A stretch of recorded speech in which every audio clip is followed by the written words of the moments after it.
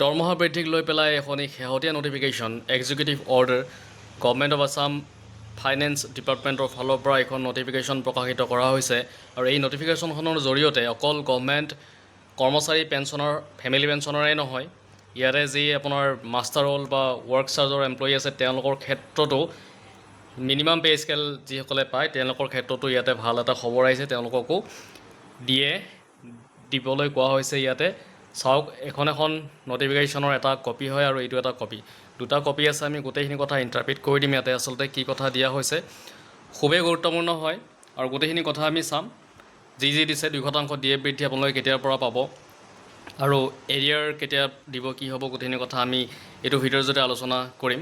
আৰু এই যিখন নটিফিকেশ্যন যদি আপোনালোকে চাই, এইখন প্ৰত্যেক ডিয়াৰনেছ এলাউন্সটো আপোনাৰ প্ৰত্যেক ষ্টেট গভৰ্ণমেণ্ট এমপ্লয়ীৰ কাৰণে, ষ্টেট গভৰ্ণমেণ্ট পেঞ্চনাৰসকলৰ কাৰণে, ফেমিলি পেঞ্চনাৰসকলৰ কাৰণে, এক্সট্ৰা অৰ্ডিনাৰী পেঞ্চন হোল্ডাৰসকলৰ কাৰণে, কম্পেনশ্যনত ফেমিলি পেঞ্চন হোল্ডাৰৰ কাৰণে, গোটেইসকলৰ কাৰণে। আৰু লগতে আমি যদি চাওঁ তেতিয়াহ'লে work charge, master roll employee, workers drawing, minimum pay' scale যিসকলে পায় তেওঁলোকৰ কাৰণেও এইটো এটা ভাল খবৰ। আমি গোটেইখিনি কথা এতিয়া ইণ্টাৰপ্ৰিট কৰিবলৈ চেষ্টা কৰিম। আমি যিটো ছাবজেক্ট আছিলে ছাবজেক্টটো ইতিমধ্যে কৈ দিলোঁৱেই। তাৰ তলত আমি যিখিনি কথা আছে আমি চাবলৈ চেষ্টা কৰিছোঁ। ইয়াতে অসমৰ ৰাজ্যপাল মহোদয়ে এই মৰ্মে সিদ্ধান্ত গ্ৰহণ কৰি আনন্দিত যে ROP ৰুলছ 2017 অনুসৰি বেতন আৰু পেঞ্চন গ্ৰহণ কৰিবলৈ যোগ্য ৰাজ্য চৰকাৰৰ কৰ্মচাৰী আৰু পেঞ্চনভোগীসকলক প্ৰদানযোগ্য DAৰ তলত উল্লেখিত অনুসৰি তৎক্ষণাত কাৰ্যকৰী হোৱাকৈ প্ৰদান কৰা হ'ব।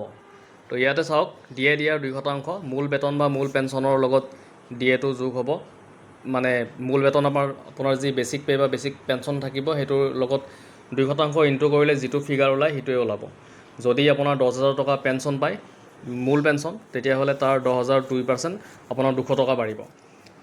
এতিয়া ইয়াতে লিখিছে যে DAৰ পৰিশোধৰ ক্ষেত্ৰত 50 পইচা বা তাতকৈ অধিক ভগ্নাংশ থাকিলে পৰৱৰ্তী পূৰ্ণ টকাত উন্নীত ৰাউণ্ড অফ হ'ব আৰু 50 পইচাতকৈ কম হ'লে ভগ্নাংশ উপেক্ষা কৰা হ'ব। মানে ধৰা হ'ল আপোনাৰ যেনিবা বাঢ়ি গ'ল 200 টকা 30 পইচা, তেতিয়াহ'লে আপোনালোকে 200 টকা পাব। আৰু যদি আপোনাৰ 200 টকা 50 পইচা হয়, এইটো ৰাউণ্ড ফিগাৰ 201 টকা ধৰিব।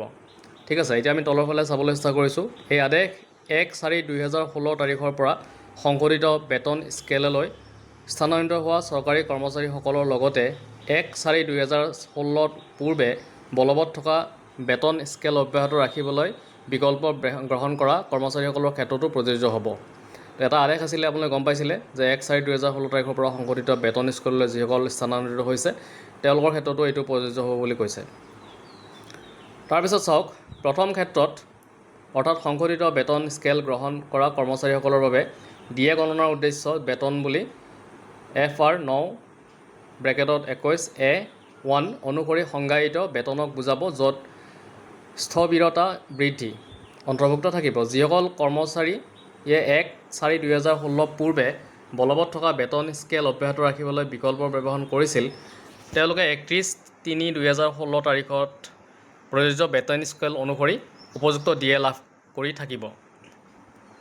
এই আদেশ 3/10/2019 তাৰিখৰ OM নম্বৰ ইয়াতে আছে অনুসৰি ন্যূনতম বেতন স্কেল গ্ৰহণ কৰা ৱৰ্ক চাৰ্জ, মাষ্টাৰ ৰোল কৰ্মচাৰী, শ্ৰমিকসকলৰ ক্ষেত্ৰতো প্ৰযোজ্য হ'ব।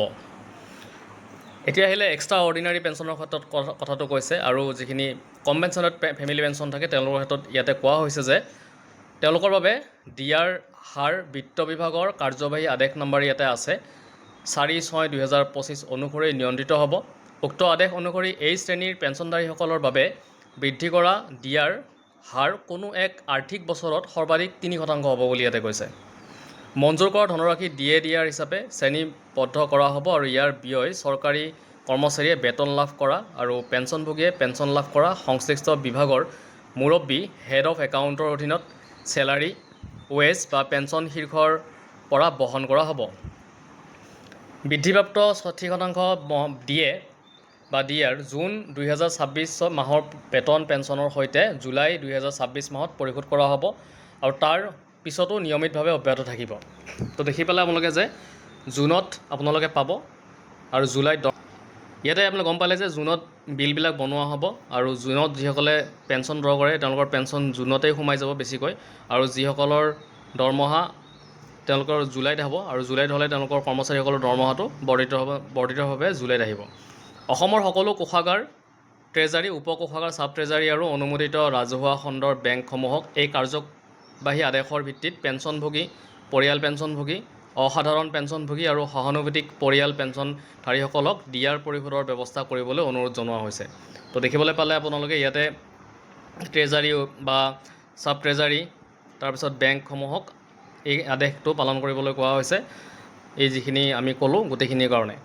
আৰু এৰিয়াৰ কথা ইয়াতে কিন্তু একো ধৰণৰ কথা উল্লেখ কৰা হোৱা নাই এইখন নটিফিকেশ্যনত, যে এৰিয়াৰ কিস্তিত দিব নে কি কৰিব সেই কথাটো ইয়াতে উল্লেখ কৰা নাই। আৰু হয়তো পৰৱৰ্তী আপডেট আমি পাম, এই ক্ষেত্ৰত নটিফিকেশ্যন ওলাব যে ডিআৰৰ যিখিনি এৰিয়াৰ সেই এৰিয়াৰ কেনেকৈ দিব, কি হ'ব সেইখিনি কথা আমি গম পাম যেতিয়া আমি নটিফিকেশ্যন পাম। কিন্তু বৰ্তমানলৈকে ডিআৰ আপোনালোক কিস্তিত দিব নেলাগে একো কথা কোৱা হোৱা নাই। তো এইটোৱে আছিলে আজিৰ আপডেট। যদি ভিডিঅ'টো ভাল লাগিছে লাইক, শ্বেয়াৰ আৰু এটা ছাবস্ক্ৰাইব কৰি দিব।